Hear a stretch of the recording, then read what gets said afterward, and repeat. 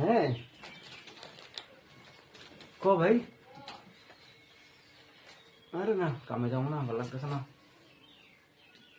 আরে কালকের থেকে যে গরম পড়ছে, মানে ভালো লাগতেছে না, আরো জ্বর জ্বর লাগতেছে।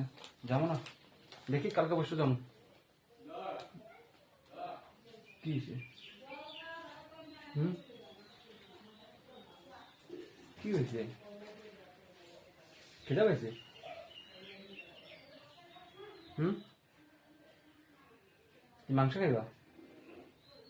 বিরিয়ানি খাইবা? হুম, কি মনে কি প্রবলেম করতেছে? কি তুমি ঘরে যাবা ঘুরতে? কি রেস্টুরেন্টে যাবা?